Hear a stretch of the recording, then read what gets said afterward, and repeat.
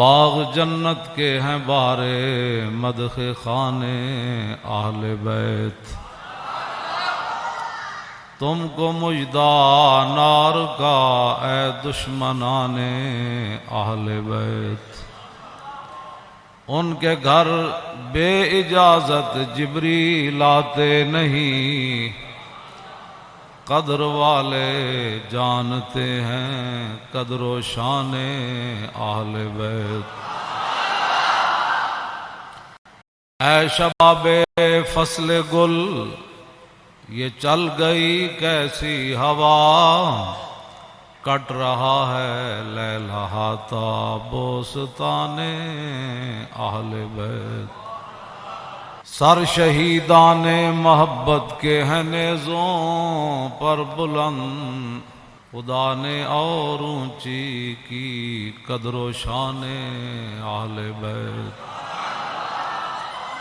زخم کھانے کو تو آب تیغ پینے کو دیا، زخم کھانے کو تو آب تیغ پینے کو دیا، خوب دعوت کی بلا کر دشمنان اہل بیت، خوب دعوت کی بلا کر دشمنان اہل بیت۔ مامون الرشید جو حکمران تھا، انہوں نے قسطنطنیہ کے عیسائی بادشاہ کو، قسطنطنیہ تو سلطان محمد فاتح نے بعد میں فتح کیا، جو آج ترکی ہے، استنبول ہے، وہاں عیسائیوں کی حکومت تھی۔ تو مامون الرشید نے خط لکھا قسطنطنیہ کے حکمران کو کہ یونانی فلسفے کی جتنی کتابیں ہیں اور جو آپ نے نئے نئے علوم ایجاد کیے ہیں وہ ساری کتابیں ہمیں بھیجو۔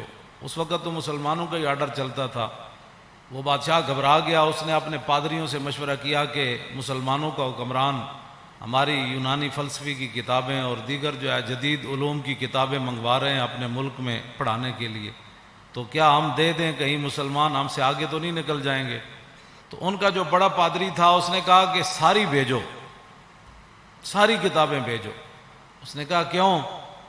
اس نے کہا جب یہ ہماری کتابیں پڑھیں گے نا فلسفے کی، تو پھر یہ قرآن و حدیث بھی فلسفے سے سمجھیں گے،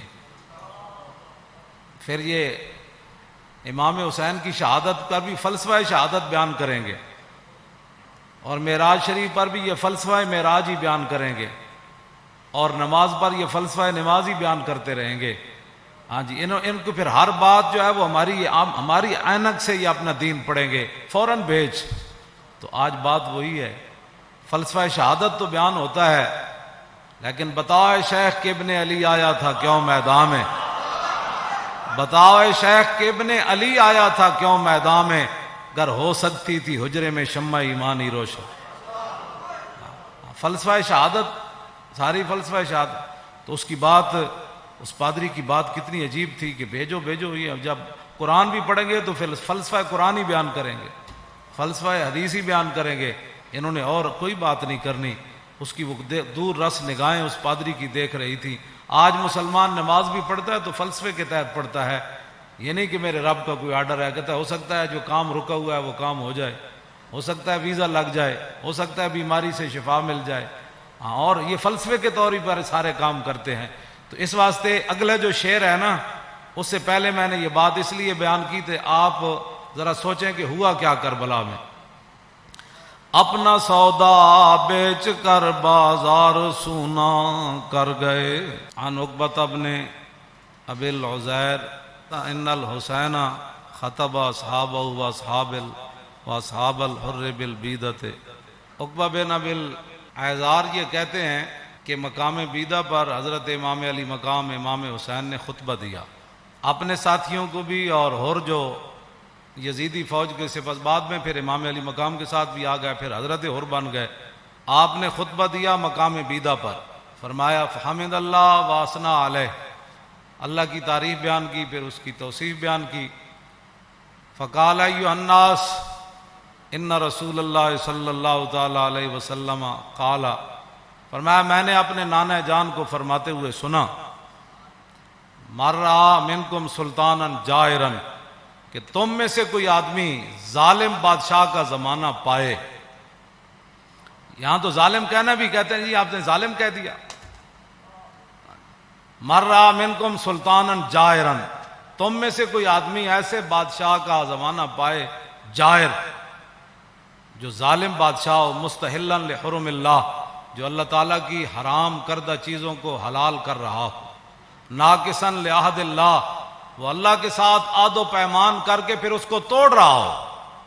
کلمہ پڑھنے کے بعد تو پھر نگاہ اور بندے کا رخ اور بندے کی ساری باتیں پھر ادھر ہی ہونی چاہیے نا. لو جی مرّا منکم سلطانا، اے مولا حسین دا خطبہ ہے، مرّا منکم سلطانا جائرا مستحلا لحرم اللہ ناقصا لعہد اللہ مخالفا لسنت رسول اللہ، اور یعمل فی عباد اللہ بالاسم والعدوان.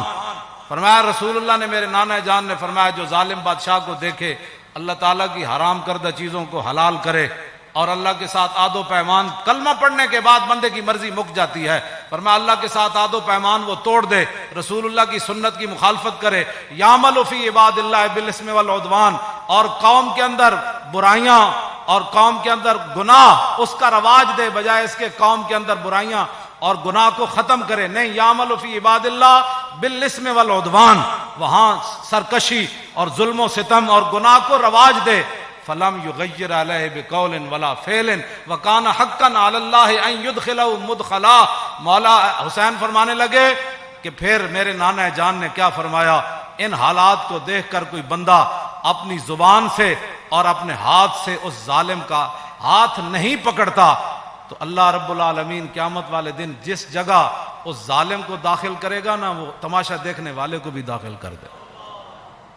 ہمیں بھی بہت سارے لوگ مخلصانہ مشورہ دیتے ہیں، آپ کو کیا پڑی ہے، اس معذوری کی حالت میں آپ جیلیں کاٹتے ہیں، یہ کرتے ہیں، وہ کرتے ہیں، جی یہی بات ہے، کیا پڑی ہے آپ کو. دیکھیں بڑے بڑے لوگ، بڑے بڑے متقی پرہیزگار اپنے آستانوں پر بیٹھے ہیں اور بڑے بڑے شیوخ حدیثیں پڑھا رہے ہیں اور بڑے بڑے مدارس چل رہے ہیں، آپ کو کیا مصیبت پڑی ہے.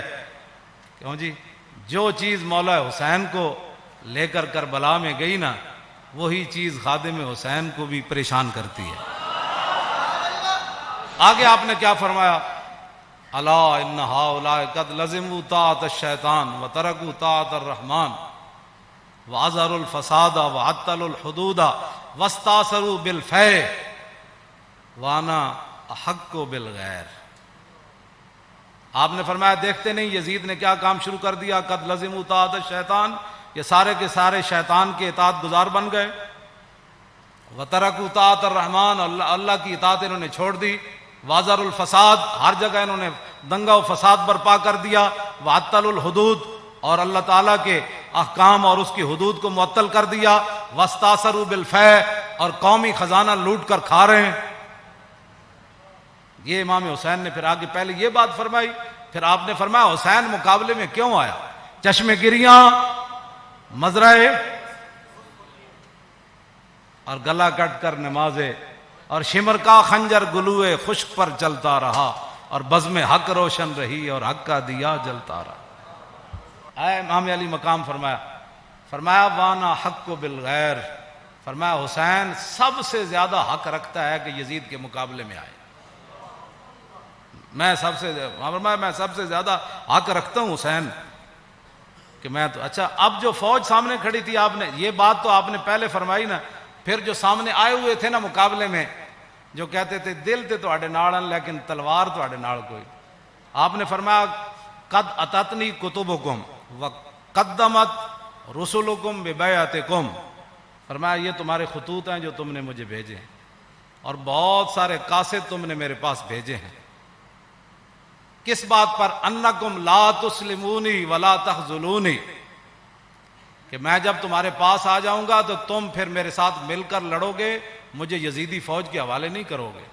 یہ تمہارے خطوط ہیں میرے پاس، انکم لا تسلمون ولا، اور تم میرے اوپر حملہ کے وقت خاموش نہیں بیٹھے رہو گے، یہ تم نے لکھا ہوا ہے اس میں. فَإِن تَمَمْتُمْ بِبَيْعَتِكُمْ تَرْشُدُوا، فرمایا اگر تم اپنی اس بیعت پر قائم رہتے ہو تو پھر ہدایت پا جاؤ گے، تُصِيبُوا رُشْدَكُمْ، ہاں جی، پھر تم ہدایت پا جاؤ گے، پھر تمہیں کوئی مسئلہ نہیں ہے.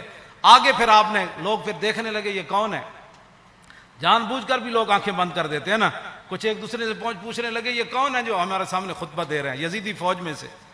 تو فرمایا فانا الحسین ابن علی وابن فاطمہ بنت رسول اللہ. فرمایا جانتے ہو کہ میں حسین بن علی ہوں اور میں سیدہ طیبہ طاہرہ فاطمہ الزہرا کا صاحبزادہ ہوں. جانتے ہو مجھے؟ نفسی ما نفسکم والی ما آلکم فلکم فی اسوۃ.